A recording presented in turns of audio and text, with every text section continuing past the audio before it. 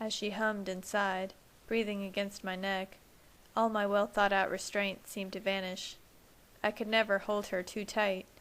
There was no such thing. We could never be too close. I would never get enough of her. I ached to be closer, even now, as we were molded together, and I soon found my hand idly tracing down her arm, brushing her side, and eliciting a slight shiver from her.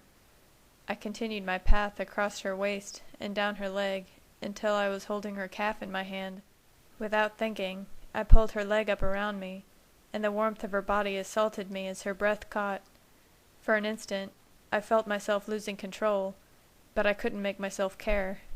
As my hand desperately held her to me, I forced myself to regain a measure of control. I smirked as my mouth found its way to her throat. It used to be only her blood that called to me, and now her entire body was testing me in new and wonderful ways. I forced my hand to relax so I didn't accidentally bruise her, then whispered against her skin. "Not to bring on the ire prematurely, but do you mind telling me what it is about this bed you object to?" I quickly but cautiously rolled to one side and lifted Bella onto me, eager to feel her warmth against every inch of me. Her hair fell in long sweeps around her, and I held my hands on either side of her face in such a way that allowed me to continue kissing her throat. Her heart was racing and her breath erratic, which only seemed to encourage me. "The bed?" I repeated, smiling at her apparent inability to find words. "I think it's nice." "It's unnecessary," she breathed, as I guided her lips back to mine. She kissed me feverishly, and in that instant, I wanted more than anything to feel her heart beating beneath me. Slowly, gently, I rolled her over onto her back and positioned myself above her. "That's debatable," I laughed softly. "This would be difficult on a couch." Every second I was carefully calculating how much weight I could put on her without hurting her. I could feel the heat radiating from her skin and her heart pounding under my chest. I wanted more, but how far could I push myself? I was already worried about crushing her, and I didn't dare hold her any tighter than I already was. I was overcome with a desire to taste her, and while that should have terrified me, I instead felt myself pressing my lips against her again, then softly tracing them with the tip of my tongue. It was magnificent, and I began wondering why we had never been like this before. "Did you change your mind?" she asked. "Oh, right, that's why." I felt instantly remorseful as I realized I had given her the wrong idea. If she knew how difficult it was to restrain myself, how my muscles were nearly trembling from having to hold back the strength with which I wanted to hold her, she wouldn't ask such a question. But she didn't know, or didn't fully understand, and I couldn't really expect her to. While she had seen my strength on rare occasions, like so long ago in our meadow, she always believed my love for her would keep me from harming her. I wanted with everything in me to believe that, but her life was too precious to take such a risk.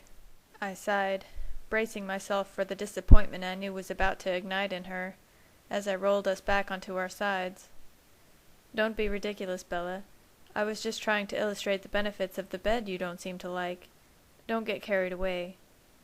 "Too late," she said softly, breaking my heart. How I longed to give her everything.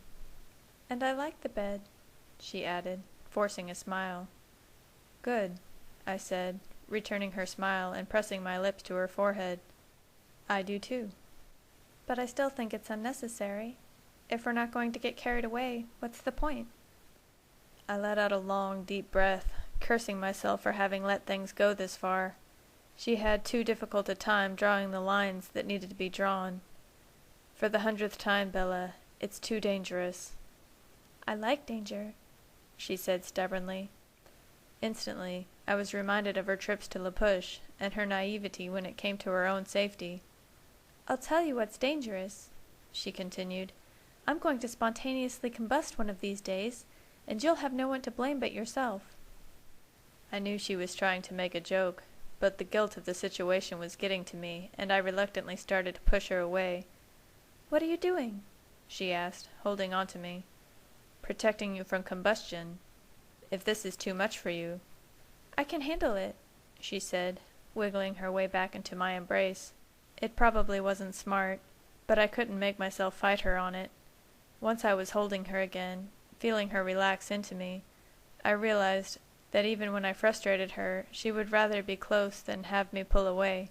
It was a comforting feeling. "I'm sorry I gave you the wrong impression," I apologized. "I didn't mean to make you unhappy. That wasn't nice." "Actually, it was very, very nice," she said shyly, her breath warming my icy skin. She was going to be my undoing. I felt that earlier sense of longing start to take hold of me again, a desire, a need to be closer. Not wanting to blur the lines again, I took a deep breath to steady myself. "Aren't you tired?" I asked, hoping futilely to distract her. "I should let you sleep." "No, I'm not. I don't mind if you want to give me the wrong impression again." "That's probably a bad idea. You're not the only one who gets carried away." "Yes, I am," she muttered, scowling. If only she knew, I thought, laughing under my breath. "You have no idea, Bella. It doesn't help that you're so eager to undermine my self-control either." "I'm not apologizing for that." "Can I apologize?" I asked, more than ready to change the subject. It was yet another argument that tended to go in circles with us, and I was looking forward to addressing the one that finally found a resolve. "For what?" "You were angry with me, remember?" "Oh, that," she said, frowning slightly. "I'm sorry. I was wrong. It's much easier to have the proper perspective when I have you here safely." She smiled as I hugged her tighter. "I go a little berserk when I try to leave you. I don't think I'll go so far again. It's not worth it." If there was any anger left in her, it disappeared with those words. "Didn't you find any mountain lions?" she asked, grinning.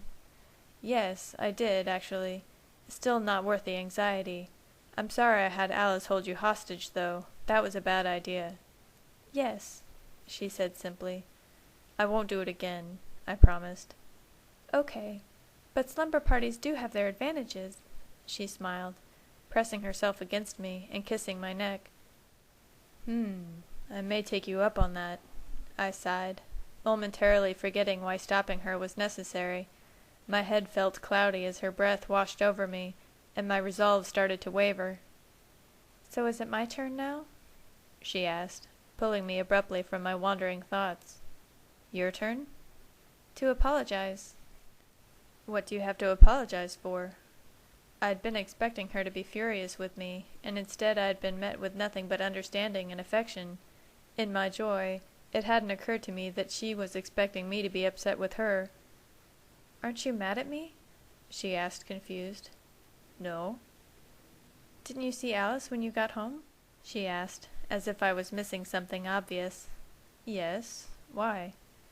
"Are you going to take her Porsche back?" Then I understood. Bella knew the exact details of our arrangement, and she assumed I would accuse Alice of not upholding her part of the deal. Even if that were the case, and truthfully, I didn't blame Alice in the least. What would I gain from taking away something Alice loved? Honestly, I was going to buy it for her anyway. I would owe her for all eternity for bringing Bella to me in Voltura. "Of course not," I assured her. "It was a gift." "Don't you want to know what I did?" she asked. Of course I did. It had been driving me crazy since I had spoken to Alice on the phone. Still, I only wanted to know if Bella was ready to talk about it. I tried my best to appear nonchalant. "I'm always interested in everything you do. But you don't have to tell me unless you want to." "But I went to La Push," she said sheepishly. "I know." "And I ditched school." "So did I." I was determined not to allow her a moment of guilt over what had happened. It was over and done, and no harm had come from it. It had even possibly given her a glimpse of what I had been warning her about, and made her reluctant to return.